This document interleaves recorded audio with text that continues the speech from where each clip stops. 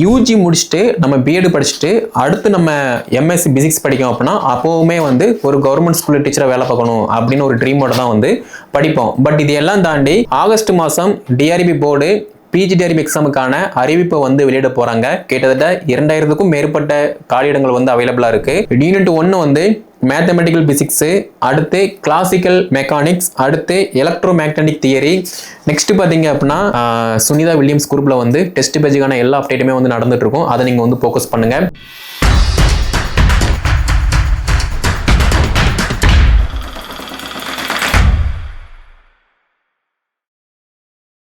MSc physics படித்து முடிச்சுட்டு அடுத்து நம்ம பிஎட் படிக்கும் அப்படின்னா நம்முடைய கனவு ஒரு கவர்மெண்ட் ஸ்கூலில் +1 +2ல் நம்ம ஒரு அரசு ஆசிரியர் ஆகணும் அப்படின்னு கனவோட தான் நம்ம வந்து பிஎட் படிப்போம். அதே மாதிரி யூஜி முடிச்சுட்டு நம்ம பிஎட் படிச்சுட்டு அடுத்து நம்ம எம்எஸ்சி பிசிக்ஸ் படிக்கும் அப்படின்னா அப்போவுமே வந்து ஒரு கவர்மெண்ட் ஸ்கூலில் டீச்சராக வேலை பார்க்கணும் அப்படின்னு ஒரு ட்ரீமோட தான் வந்து படிப்போம். பட் இது எல்லாம் தாண்டி எம்எஸ்சி பிஎட் பிசிக்ஸ் படித்து முடிச்சுட்டு யாரெல்லாம் வந்து பிஜிடிஆர்பி எக்ஸாமுக்கு அட்டெம்ப்ட் கொடுக்காங்களோ அவங்க எல்லாருமே வந்து ஈஸியாக ஜாபுக்கு போகிறாங்க.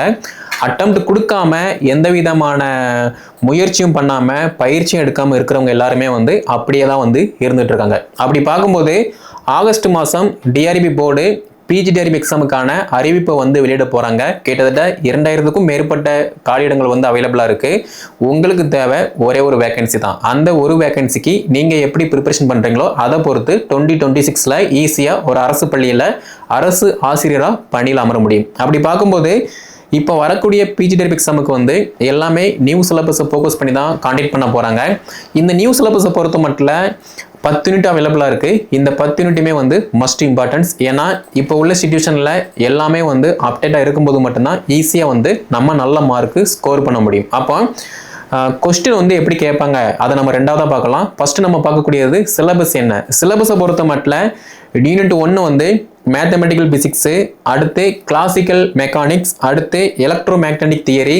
நெக்ஸ்ட் பார்த்தீங்க அப்படின்னா குவாண்டம் மெக்கானிக்ஸ், அடுத்து தெர்மோடைனமிக்ஸ் அண்ட் ஸ்டாட்டிக்கல் மெக்கானிக்ஸ், அடுத்து அட்டாமிக் பிசிக்ஸ் அண்ட் ஸ்பெக்ட்ரோஸ்கோபி வந்து மஸ்ட் இம்பார்ட்டன்ஸ். அடுத்து சாலிட் ஸ்டேட் பிசிக்ஸ்னா என்ன, நியூக்ளியர் அண்ட் பார்ஷியல் பிசிக்ஸ்னா என்ன, அடுத்து எலக்ட்ரானிக்ஸ். சேம் டைம் 10வது யூனிட்டை பொறுத்த மட்டும் எக்ஸ்பெரிமெண்டல் பிசிக்ஸ். இந்த 10 யூனிட்டுமே வந்து நம்ம யூஜி பிஜியில் வந்து படிச்சிருப்போம். ஆனால் ஒன்ஸ் நம்ம ரிவைஸ் பண்ணும்போது எதெல்லாம் படிச்சிருக்கோம் எதெல்லாம் படிக்கல அப்படின்னு நமக்கு நல்லாவே ரிமெம்பர் ஆகும். சேம் டைம் கொஸ்டின் எப்படி கேட்பாங்க அப்படின்னா ஈஸியெல்லாம் வந்து கேட்க மாட்டாங்க, கஷ்டமாக கேட்பாங்க, ட்விஸ்ட் வச்சு கேட்பாங்க. ஒரு கொஸ்டின் மட்டுமே ஒரு பேஜுக்கு வந்து அவைலபிளாக இருக்கும், 2வது கொஸ்டின் 2 பேஜுக்கு வந்து அவைலபிளாக இருக்கும். அப்படி பார்க்கும்போது கொஸ்டினை எவ்வளோக்கு எவ்வளவு நம்ம அண்டர்ஸ்டாண்ட் பண்ணுறோமோ அதை பொறுத்து மட்டும்தான் அந்த கொஸ்டினுக்கு சரியான விடையை வந்து நம்ம கொடுக்க முடியும். இது எல்லாமே வந்து எங்கே கிடைக்கும் அப்படின்னா சிலபஸை படிக்கும் போதும் சிலபஸை படிச்சுட்டு டெஸ்ட் ப்ராக்டிஸ் பண்ணும்போது மட்டும்தான் உங்களுக்கு ஈஸியாக வந்து 150 வினாக்கள் கையாளக்கூடிய திறன் வந்து கிடைக்குமே தவிர சும்மா 10ல் 11 நானும் படிக்கேன் அப்படின்னு படிச்சீங்க அப்படின்னா பாஸ் பண்ணுறது ரொம்ப ரொம்ப கஷ்டம். ஓகே, அப்போ இந்த சிலபஸை ஃபோக்கஸ் பண்ணி Tamil medium material and English medium material test பேஜுமே வந்து நம்ம ப்ரொவைட் பண்ணுறோம். ஆல்ரெடி நிறைய டீச்சர்ஸ் வந்து பார்த்தீங்கன்னா Tamil medium and English medium test page and material வந்து இப்போ ஜாயின் பண்ணி படிச்சுட்டு இருக்காங்க.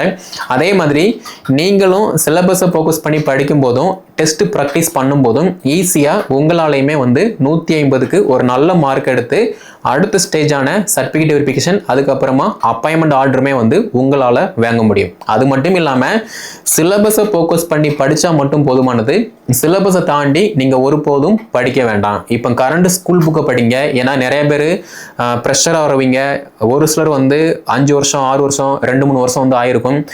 எம்எஸ்சி பிஎட் படித்து முடிச்சதுக்கப்புறமா ஒரு ஸ்கூலில் ஒர்க் பண்ணலாம், ஒர்க் பண்ணாமல் இருக்கலாம், ஹவுஸ் ஒய்ஃபாக இருக்கலாம், சம்மந்தமே இல்லாமல் டீச்சிங் ஃபீல்டு படிச்சுட்டு வேற ஒரு கம்பெனியில் வந்து வேலை பார்த்துட்டு இருக்கலாம். அப்படி பார்க்கும்போது நீங்கள் எங்கே இருந்தாலுமே எதுவாக இருந்தாலுமே ஒன்ஸ் நீங்கள் படிக்க வரீங்க அப்படின்னா ஃபஸ்ட்டு சிலபஸை பாருங்கள், 2வது ப்ரீவியஸ் இயர் கொஸ்டினை பாருங்கள், 3வது 6 to 12 வரைக்குமே உள்ள ஸ்கூல் புக்கில் பிசிக்ஸ் லெசன்ஸ் என்ன இருக்குது அதை எல்லாமே படிங்க. படிச்சுட்டு ஒரு டெஸ்ட் ப்ராக்டிஸ் பண்ணுங்கள். 4வதாக வந்து சிலபஸை ஃபோக்கஸ் பண்ணி யூஜி பிஜி ரெஃபரன்ஸ் இந்த 3யுமே நீங்கள் படிக்கிங்க அப்படின்னா ஈஸியாக வந்து நல்ல மார்க்கு ஸ்கோர் பண்ண முடியும். அதே மாதிரி எக்ஸாம் பேட்டர்னை பொறுத்த மட்டும் இப்போ மேஜரில் வந்து 110 வினாக்கள் இருக்குது, 110 மார்க் இருக்குது. சைக்காலஜி 30 வினாக்கள் 30 மார்க்கு, கரண்ட் பிரிட்ஜுக்கு 10 மதிப்பெண்கள் 10 வினா இருக்குது. டோட்டலாக 150 வினாக்கள். இது வந்து மெயின் எக்ஸாம். ஸோ மெயின் எக்ஸாமுக்கு நம்ம படிக்கணும். மெயின் எக்ஸாம் வந்து நமக்கு ஃபர்ஸ்ட் ப்ரியாரிட்டி. ஆனால் நம்ம ஃபோக்கஸ் பண்ண வேண்டியது பார்த்தீங்கன்னா மெயின் எக்ஸாம் தான்.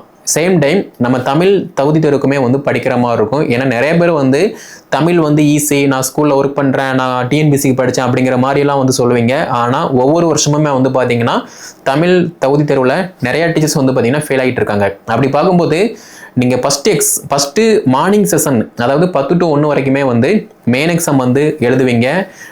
ஆஃப்டர்நூன் செஷனில் வந்து தமிழ் தகுதி தேர்வு வந்து எழுதுவீங்க.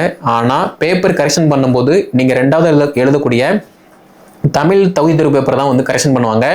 அதில் நீங்கள் பாஸ் அப்படின்னா உங்களோட மார்னிங் செஷன் பேப்பர் வந்து வேலிஷன் போகும். அப்படி இல்லைன்னா 150 மார்க் எடுத்துமே தமிழில் ஃபெயில் அப்படின்னா நீங்கள் ஃபெயில் தான். ஆனால் இதுக்கு இப்போ இருந்தே படித்தா மட்டும்தான் ஈஸியாக வந்து பாஸ் பண்ண முடியும். ஓகே, ஸோ தமிழ் தகுதி தேர்வு படிக்கணும், மேஜர் படிக்கணும், சைக்காலஜி படிக்கணும், கரண்ட் அஃபேர்ஸ் ஜிகே படிக்கணும். படித்தா மட்டும் பார்த்தாது, ப்ராப்பராக டெஸ்ட் ப்ராக்டிஸ் பண்ணுங்கள்.